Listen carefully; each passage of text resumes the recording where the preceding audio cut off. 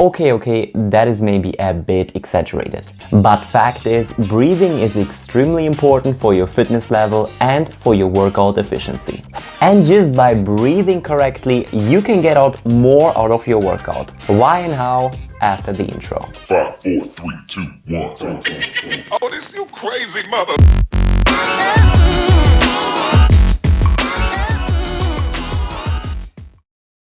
First of all, there are dozens of breathing ways or techniques. Shallow chest breathing, deep belly breathing, 4-7-8 breathing, box breathing, and in Asia I'm sure they have even more. By the way, this is me breathing in the same way. You can just see me from different angles because I have no idea how to film myself breathing in different ways. However, all of them can be classified more or less into diaphragmatic or abdominal breathing or thoracic or chest breathing. And between these two, there is one clear winner, and that would be abdominal breathing. But why? Because it is more efficient and you have a higher oxygen uptake by the body.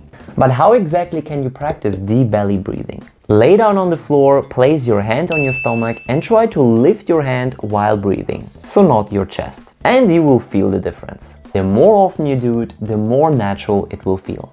Just have a look on this picture of the lung. This is the whole capacity of air which fills our lungs. And now imagine chest breathing. The only region in alveoli affected by the gas exchange is in the upper part, while the air residing at the bottom is only minorly affected.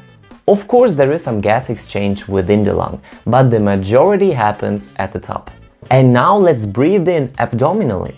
It's a way deeper way of breathing. More oxygen enters your lungs and therefore more oxygen is uptaken by the blood and consequently your muscles, as blood transports oxygen. And more oxygen in your muscles means better performance. And by the way, this is why you will never have the same energy level when you're running in the gym on a treadmill or when you're running outside in the fresh air. That's why you should do calisthenics outside. Also, air stays longer in the lower portion of your lungs. By the way, if you haven't subscribed yet, now is your chance to improve your fitness level, learn new skills and become stronger and smarter. Every subscriber is highly appreciated. So, deep belly breathing. But how exactly? Well, you have your nose and you have your mouth. Thanks, Captain Obvious. But it makes a difference which of them you use. You know, when you're breathing in with your mouth, you will uptake more oxygen as the entry is bigger, while the nostrils are relatively small. But the thing is, our mouths are actually not designed to be the place of primary oxygen uptake, but of course for digestion. But the nose is the primary place for it. The hair and mucosa is filtering the allergens and pathogens in the air on the way to the lung. Plus, the nose warms up the air for smoother entry into the lung and a better usage of the air. And studies could show that with nasal breathing, you had a 10 to 15% higher oxygen saturation of the blood. But there is another reason why nasal breathing is better. You release nitric oxide, which is a vasodilator, means it widens the blood vessels. Plus, nasal breathing increases the carbon dioxide concentration in your blood, which is actually a good thing, and I will tell you why. As you know, we breathe in oxygen and in our body accumulates, due to the metabolic processes, carbon dioxide, which has to be released. But both are responsible for a gas exchange, and this is what many people don't know. It is not true that the more oxygen and the less carbon dioxide, the better. Carbon dioxide helps the red blood cells to release oxygen into the tissue, while the whole process is called the Bohr effect. So it's not about getting rid of as much CO2 as possible. Keep that in mind. Let me quickly sum it up. Breathing through your mouth is, first of all, unhealthy, as unfiltered particles and pathogens can enter your lungs directly, and secondly, inefficient due to a lower oxygen uptake and usage.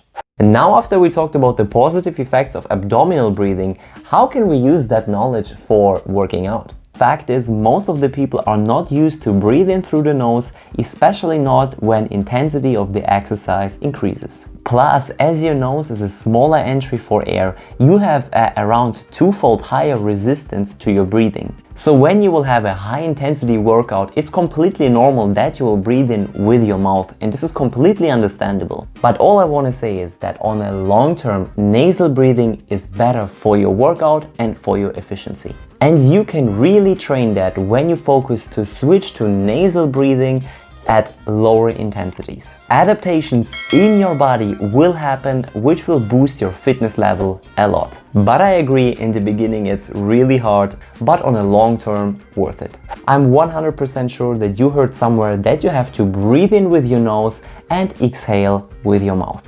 But interestingly, there is no scientific evidence that breathing out through your mouth is anyhow beneficial. That was also new and actually surprising to me. But the healthiest way is to inhale and exhale through your nose only. Let me quickly explain why.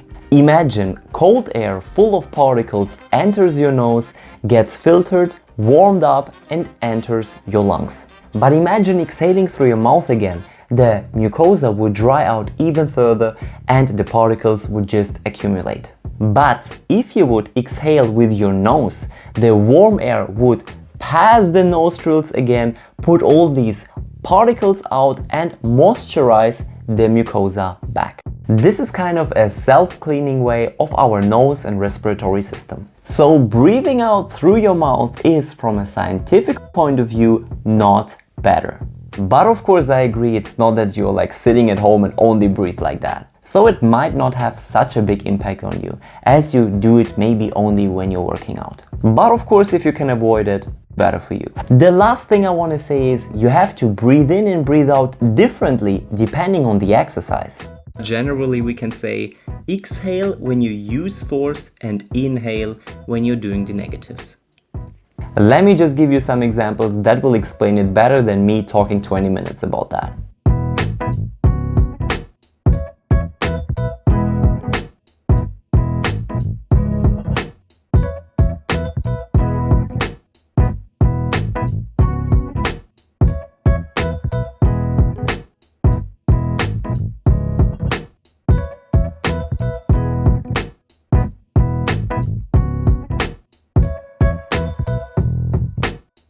And another very important thing I need to mention, while you do static exercises, do not hold your breath.